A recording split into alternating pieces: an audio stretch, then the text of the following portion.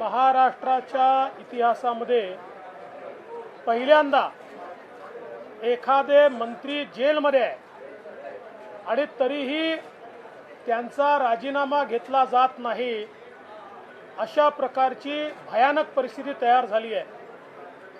मंत्र्यांवर लागलेला आरोप साधासुद्धा नाही आहे, थेट दाऊदशी व्यवहार केल्याचा आरोप आहे आणि त्यांना जी काही जेल रिमांड मिळाली आहे त्या रिमांडचा ऑर्डर बघितला तर कशा प्रकारे ही प्रायमा फेसी केस आहे हे त्या रिमांड ऑर्डरमध्ये देखील लिहिण्यात आलेलं आहे। सरळ सरळ मुंबई बॉम्बस्फोटाच्या आरोपींकडनं जे जन्मठेपेत आहेत अशांकडनं कवडी मोल भावानं जमीन विकत घ्यायची, तिसऱ्याची जमीन मालकाला एक नवा पैसा द्यायचा नाही आणि त्याचा कब्जा मिळवून दिल्याबद्दल दाऊदची बहीण हसीना पारकर हिला 55 लाख रुपये द्यायचे। हे पैसे कुठे वापरले गेले? त्याच्यानंतर 3 बॉम्बस्फोट मुंबईमध्ये झाले आहेत, त्यामुळे दाऊद आणि त्याच्या परिवाराला मिळालेला एकूण एक पैसा मुंबईच्या बॉम्बस्फोटाकरता, मुंबई अस्थिर करण्याकरता, भारत देश अस्थिर करण्याकरता या ठिकाणी वापरला गेला आहे।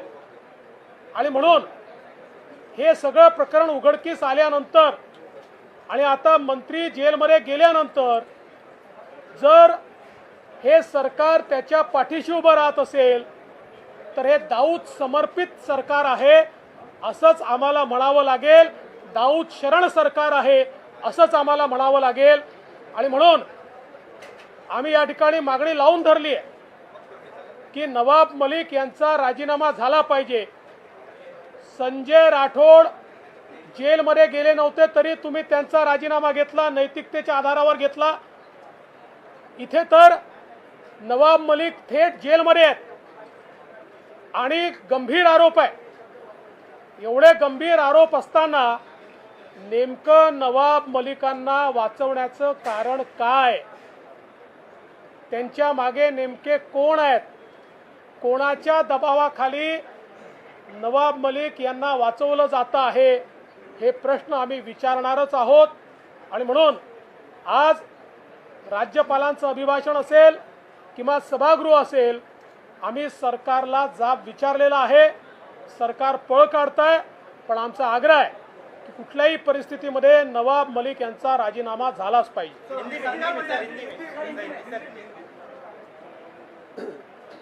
महाराष्ट्र में पहली बार कोई मंत्री जेल के अंदर है फिर भी उनका इस्तीफा नहीं लिया गया, ये अप्रत्याशित है।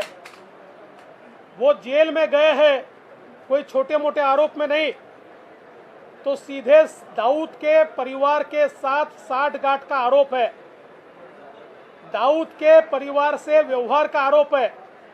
मुंबई बम विस्फोट के आरोपी जिन्हें लाइफ इम्प्रिजनमेंट हुई है, ऐसे आरोपी से जमीन खरीदी और जो जमीन किसी तीसरे की है उनको एक पैसा नहीं मिला है, और ये सारे व्यवहार में उन पर दबाव लाने के लिए 55 लाख रुपए ये हसीना पारकर को दिए।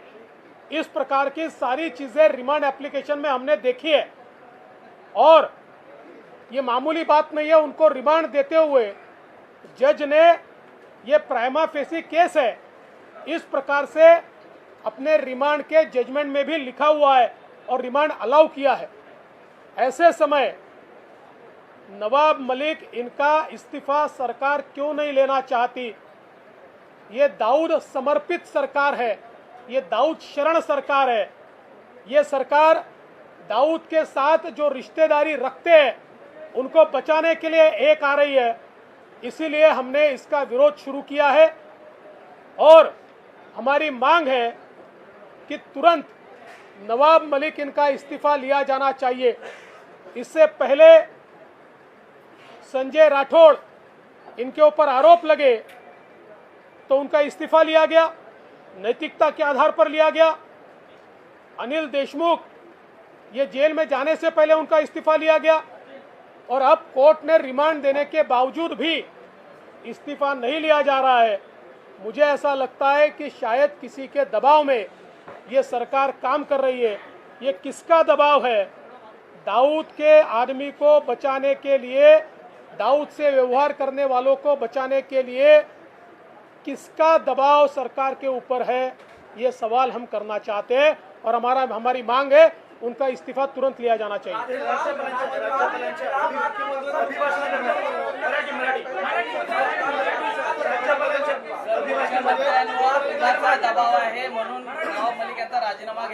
आमचा हाच प्रश्न मुख्यमंत्र्यांना आहे की जी शिवसेना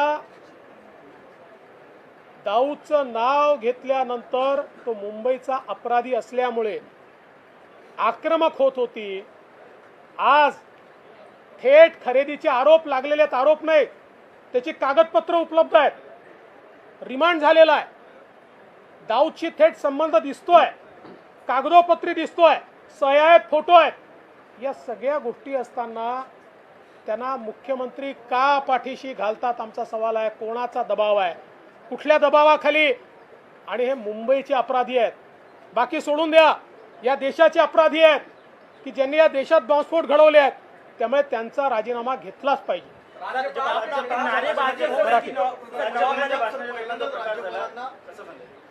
असं आहे की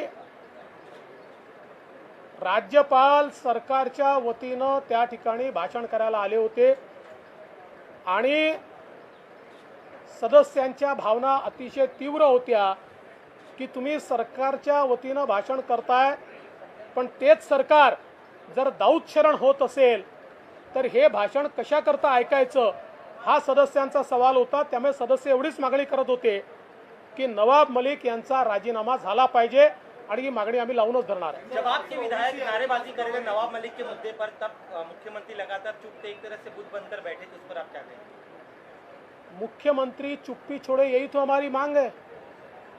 दाऊद के साथ उनके मंत्री की साठगांठ सामने आने के बाद भी अगर मुख्यमंत्री चुप्पी साध कर बैठेंगे तो मैं सवाल पूछना चाहता हूँ, सरकार चलाने के लिए कौन से स्तर का कॉम्प्रोमाइज आप करना चाहते हो, ये भी जवाब मिलना चाहिए। महाविकास आघाडीची बैठक झाली, त्या बैठकीमध्ये मुख्यमंत्र्यांनी भाजपची तुलना सापाच्या पिल्लाशी केली। 25 वर्ष आम्ही सापाच्या पिल्लाला दूध पाजलं आणि या सापाला कसं ठेचायचं आम्हाला माहिती, असं मुख्यमंत्री काल आपल्याला सांगणार। असं आहे की ते तिथे काय बोलले हे तुम्हाला माहिती आहे, ते काही जाहीररित्या बोललेले नाहीत, पण मला असं वाटतं की अत्यंत निराश आहेत, अत्यंत हताश आहेत आणि ज्या प्रकारे त्यांच्या सरकारमधला मंत्री हा दाऊद सोबत आज दिसतो आहे किंवा दाऊदच्या लोकांशी व्यवहार करताना दिसतो आहे, याच्यावर काय उत्तर द्यावं हे मुख्यमंत्र्यांना समजत नसल्यामुळे मुख्यमंत्री असं बोलतायत। भाजप आणि शिवसेनेचा जर सवाल असेल तर स्पष्ट असं आहे, ही युती यांनी केलेली नाही, ही बाळासाहेब ठाकरेंनी केली होती, त्यामुळे बाळासाहेब ठाकरेंचं हे मत होतं काय त्यांनी सांगावं।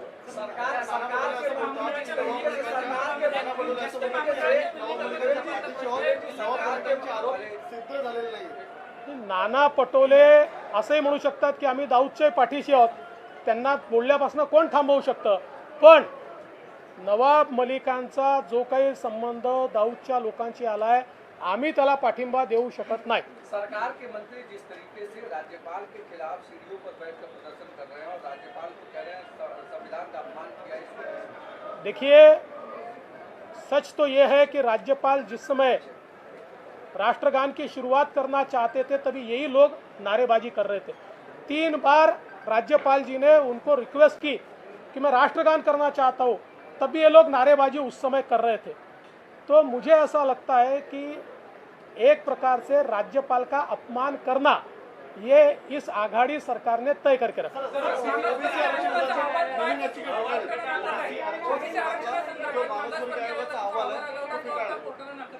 मला त्याची कल्पना नाही, पण नाकारला असेल तर हे मला असं वाटतं अत्यंत दुर्दैवी आहे। सरकारने या संदर्भात तात्काळ पुढची कारवाई केली पाहिजे आणि काल परवा सांगली जिल्ह्यातल्या 10 गावांनी 5 दिवसामध्ये इम्पेरिकल डेटा तयार करून दिला। 5 दिवसामध्ये सरकारची देखील त्यांना आवश्यकता पडली नाही। त्यामुळे सरकारने गांभीर्याने काय निर्णय आला आहे, त्यातले काय शॉर्टकमिंग्स आहेत, दीड 2 वर्ष आपण घालवून राहिलो, त्याच त्या गोष्टी सांगून राहिलो. या 1.5 वर्षामध्ये हे सगळं काम पूर्ण करता आलं असतं जे कोर्टाने सांगितलं आहे. तथापि काय नेमकं कोर्टाने सांगितलं याची मला कल्पना नाही आहे, ते पाहिल्यावरच मी बोलेन. पण हे दुर्दैवी आहे. आमची मागणी स्पष्ट आहे. राज्य निवडणूक आयोगाचे काय अधिकार असतील आम्हाला माहिती नाही. पाहिजे तर सरकारने ते अधिकार स्वतःकडे घ्यावेत. पण जोपर्यंत ओबीसी आरक्षण होत नाही तोपर्यंत निवडणुका घेण्यात येऊ नये. ओबीसी आरक्षणाशिवाय निवडणुका आम्हाला मान्य नाहीत. सर, केवल 4 महीने बाकी है संजय पांडे की मुंबई पुलिस कमिश्नर पद पर जो नियुक्ति की गई है उसको लेकर के भी सवाल उठ रहे हैं. उसको लेकर के आपके क्या? देखिए, सरकार ने नियुक्ति की है, अभी इसके ऊपर ज़्यादा बोलने का कारण नहीं है. हम देख रहे हैं क्या हो रहा है, उसके ऊपर हमारा ध्यान है, हमारी नज़र है. चिंता मत करिए. खास वजह जुने लाया गया है. सुप्रीम कोर्टाचा फैसला आलाय जोपर्यंत पुढचे निर्देश येत नाही तोपर्यंत ओबीसी आरक्षणाचा सह निवडणूक होणार नाही अशा प्रकारची मी बोललो त्याच्यावर, मला ते पूर्ण समजल्यावरच मी बोलेन त्याच्यावर. ये भी जानना कि बहुत सारे महानगर पालिका के चुनाव लगातार पेंडिंग होते जा रहे हैं, लेकिन आयोग के अहवाल को सुप्रीम कोर्ट ने मानने से मना कर दिया. देखिए, ये बहुत दुर्दैवी है. सरकार ने पिछले 1.5-2 साल में केवल समय गंवाया है. सांगली में 10 गांवों ने 4-5 दिन में 6 दिनों में एम्पिरिकल डाटा तैयार करके दिखा दिया कि कितना आसान है ये तैयार करना. बावजूद उसके सरकार की ओर से केवल समय काटने का काम चल रहा है. हमारी सीधी मांग है, जब तक ओबीसी पॉलिटिकल आरक्षण का निर्णय नहीं होता तब तक महाराष्ट्र में कोई भी स्थानीय निकाय के चुनाव नहीं होने चाहिए. त्यामुळे निवडणुका खूप पुढे ढकलल्या जातील. अनेक महापालिकांमध्ये प्रशासक 1.5-2 वर्ष झाले आहेत आणि अशी जर मागणी केली तर ती त्या निवडणुका अजून पुढे ढकलण्याची शक्यता आहे. प्रश्न 6 महिने 2 महिने 4 महिने प्रशासक राहिला तर फरक पडत नाही. पण ओबीसींचे हक्क गेले तर ते नेहमी करता जाणार आहे. त्यामुळे ते हक्क महत्त्वाचे आहेत. ठीक आहे, सरकार प्रशासकाच्या माध्यमातून मनमानी करते आहे, काही ठिकाणी भ्रष्टाचारही चालला आहे, त्याला उचित ठिकाणी आम्ही उचलू. पण त्याकरता ओबीसींच्या हक्काशी कॉम्प्रोमाइज आम्ही करणार नाही. बऱ्याच महिन्यानंतर मुख्यमंत्री विधानभवनात आलेले आहेत. तुमचा काही संवाद झाला का? माझा अद्याप काही संवाद झाला नाही, पण मला आनंद आहे की ते विधानभवनात आलेले आहेत आणि त्यांना उत्तम आरोग्य लाभावं अशी आमची शुभेच्छा आहे.